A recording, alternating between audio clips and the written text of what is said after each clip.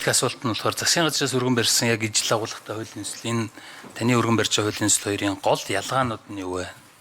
Хоёрдугаарт энэ ер нь бол энэ төрийн нууцын тухай хууль маш чухал хууль. Үндсэн хуулиар олгогдсон иргэний мэд хэрхийг одоо хязгаарладаг энэ нууцтай холбоотой энэ хуулиар хязгаарладаг энэ нууцын тухай хуулиар. Тэгэхээр энэ хуулийг тодорхой болгох нь иргэний мэд хэрхийг одоо маш том чухал юм хууль байгаа. Тэгээд энэ дээр нэг юм сүүлийн үед одоо төрийн нууцтаас гадна албаны нууц гэж өргөжүүлснээс гадна олон улсын гэрээ гэдэг асуудал одоо оруулж ирж энэ мэд хэрхийг хязгаарлаж байгаа асуудлууд байна. Тэгэхээр энэ таны өргөн барьс энэ хуулийн төсөл болон засгийн газраас өргөн барьсан хуулийн төслийн 3-3 дээр нь хоёулаа адилхан олон улсын гэрээнд өөрөөр заагаагүй бол гадаад улс олон улсын байгууллага шийдвэрлэн өгсөн төрийн нууцад хамаарах мэдээллийг хамгаалахад энэ хууль заасан журам нэгэн адил үйлчлэнэ гэдэг. Тэгэхээр өөрөөр хэлбэл одоо жишээлбэл одоо үндсэн хуулиар газрын баялаг ард түмний мэдлэгээд заасан мөртлөө тэр баялагын ямар нөхцлөөр яаж зарж байгаа гэдгийг төрийн байгууллагууд нь жишээлбэл хоорондоо орог мэдээлэл авч чадахгүй хэмжээний олон улсын гэрээ хийсэн. Тэгэхээр олон улсын гэрээгээр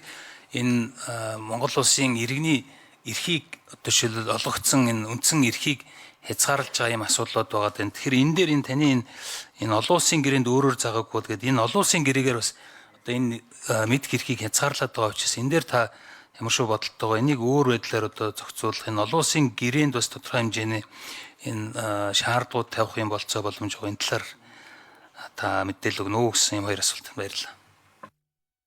За энэ төвшиг шинэ асуултанд хариулъя. Хууль санаачлагч Цогт Гүрэлэг шүү. Асуултанд хариулъя. За хуулийн төслийг нийтд нь нэр бүхий 18 гишүүн хамт өргөн барьсан гэдгийг бас эхэнд нь хэлье. За засгийн газрын өргөн барьсан хуулбараас ямар ялгаатай вэ гэж байна. За бид бүгдийг өргөн барих нь цаг хугацааны хувьд засгийн газрыг өргөн барихаас өмнө буюу 1 жилийн өмнө 25 оны хаврын чуулганаар засгийн газрыг өргөн барихаас өмнө өргөн баригдсан. Одоо ингэж хамтдагж хэлцэгдэж байна. Бас энэ дашрамд хэлэхэд ингээд Арц намын бүлгийн гишүүдээс маш олон хуулийн төслүүдийг өргөн барьдаг. Энэ бүгд яг энэ бүгдийн дараа засгийн газрын хуулиар өргөн барьж энийг хамтдагч хэлцэх засгийн газрын хуулиурын дараа нийлүүлж хэлцэх гэдэг яг одоо өнөөдөр бас бизнесийн эрхчлөөний тухай хууль, эдийн засгийн эрхчлөөний тухай хууль гэдэг энэ хуулиудын хэлцүүлэг ингэж явж байгаа. Нэг юм зохисгүй төрийн ажлын юм зохисгүй хандлага явж байгааг бас ихэнд нь хэлчихье. Нэгдүгээрт нь за яг одоо өргөн барьсан бидний өргөн барьсан хуулбараас гол зүйлсүүд бол засгийн газар дараа нь өргөн барихтай баг адил байдлаар өргөн барьсан байна лээ. Нэгдүгээрт нь үндсэндээ төрийн болоод албаны нууцын тухай хууль гэдгийг албаны нууцын гэдэг харилцааг одоо хасч төрийн нууцын тухай хуулиар бүгдийг зохицуулж албаны нууцд гэдэг авах харилцааг хуулийн хүрээнд хасах мөн төрийн нууцд авахдаа парламентаар улсын хурлаар жагсаалтыг батална гэдэг үндсэн агуулга. Одоо байгаа ялгааны хоёр ялгаа байна лээ.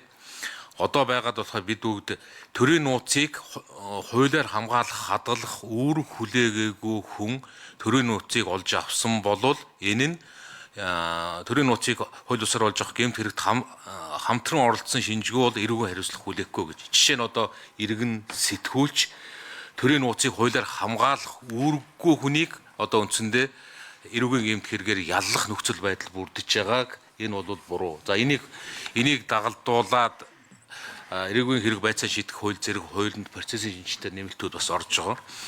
За бас төрийн нууцад хууль зөрчсөн үйлдэлд авилга ашиг сонирхлын зөрчлийн талаарх мэдээлэлд хүний үндсэн эрх эрхчлөөг зөрчсөн баримтыг төрийн нууцад оруулахыг хориглоно гэдэг заалт давхцуулгүй харагдаж байгаа гэдгийг хэлье. Тэр олон улсын гэрээтэй холбоотой гишүүний асуултанд манай ажлын хэсгээс ариун бол зөвлөхийг хариулж өгөөч. Яс тэрэн дээр тодорхой хариулт үзүүлж. За ажлын хэсгээс хариулъя. Эндри микрофон өгье. Ариун. За тийм билээ нэр. Нэр нэм билээ. Ариун болт зөвлөх те. За Эндри микрофоныг өгье. За баярлалаа. Энэ олон улсын гэрээг хуулиар сойрхон баталдаг. Тэгээ өөрөөр хэлбэл тухайн олон улсын гэрээг улсын хурлаар хилцэж шийдвэрлэдэг учраас тэнд бол одоо бас ямар гэрээнд нууцтай холбоотой асуудал орсон байгаа бол тэр улсын хурл өөрөө Улсын хурлын гишүүд танилцаа тухайн асуудлыг хуулийн хэмжээнд хүлээн зөвшөөрөх үгүй юу гэдгээ шийдвэрлэх ийм боломжтой учраас энэ хуулийн зохицуулалт ингээд одоогийн хуулийн дээр ч байгаа одоо бидүүсийн төсөлтөөр орсон ийм чиглэлтэйгээр явж байгаа.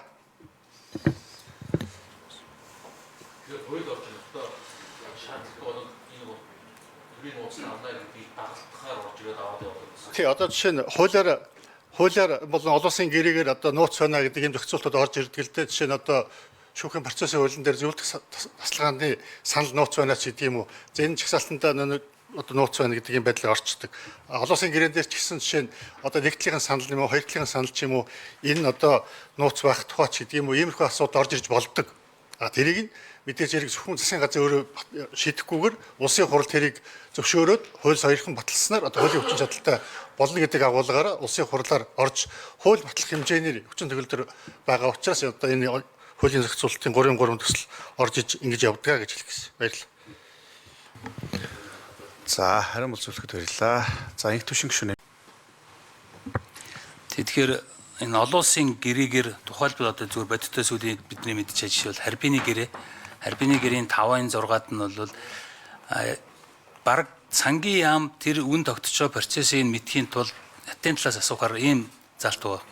Энэ өөрөлдвөл үндсэн хуулиар иргэдэд олгогдсон яг мэд хэрхийг хязгаарлаж байгаа зүйл залтыг олон улсын гэрээ болгож өргөдөхөд хил дамнуулаад ингээд одоо бидний энэ ч бас яг яаж илүүдэр албаны нууцын цэгцлийгээд явж яхад олон улсын гэрээгээд одоо энэ нэг ийм зам болоод тийшээ аваачиж одоо жишээлбэл бидний Монгол улсын иргэний мэд хэрхийг өөр одоо иргэний шинжтэй ийм олон улсын шинжгүй аж ахуйн шинжтэй ийм гэрээнүүдийг ч ингээд нууцлж байгаа. Энэ бол бас цаашдаа бас зүгээр энэ нууцтай холбоотой хуулиуд дээр анхаарах хэрэгтэй юм байлаа гэж бодогдсон. Баярлалаа.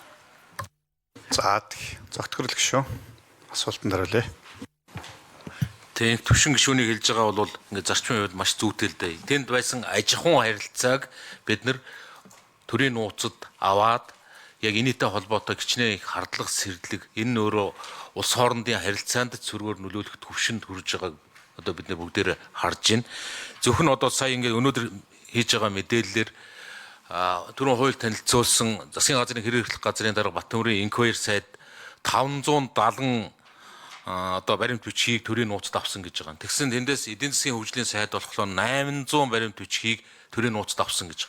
Биднэр дээр байгаа мэдээлэлээр 400 гарна гэж. Тэгэхээр хэдэн баримт бичиг төрийн нууцад авсныг хинч мэдэхгүй болтлоо дур зоргоор. Засгийн газрын хувийн сайд нэг нь 570, нэг нь 800 баримт бичиг. Яг одоо ингээл ярьж байна. Биднэрт өгсөн мэдээлэлээр 400 гэж өгсөн. Зүгээр л одоо энэний цаана энэ авилга хулгай олон дур зоргын үйлдэл гэдэг чинь өнгөрсөн хугацаанд юу болсныг кичнээн их энэ авилгын одоо үндэс суур тэр шалтгаан хаана байсныг л одоо энэ нөхцөл байдал харуулж байгаа юм л цаг үеийн хувьд энэ хуулийг одоо өөрчлөх. За тэр тусмаа энэ төвшин гишүүний ярьж байгаа тэр аж ахуйн харилцааг төрийн нууцад авчихсан. Тэр нь одоо ерөөсөө л бизнесийн харилцаа. Тэгэл энэ бүгдийн цаана хичнээн их худал хулгааг нуун дарагдуулах, үүд хаалга, цонх бий болсныг л одоо ингээ харагдуулж байна. Тэгэхээр та бүгдийг бас тэгээд энэ хуулийг дэмжиж нэгтгэж хэлэлцэж өгөхийг хүсье. За, зөвхөн баярлалаа. За, шижирх шүү.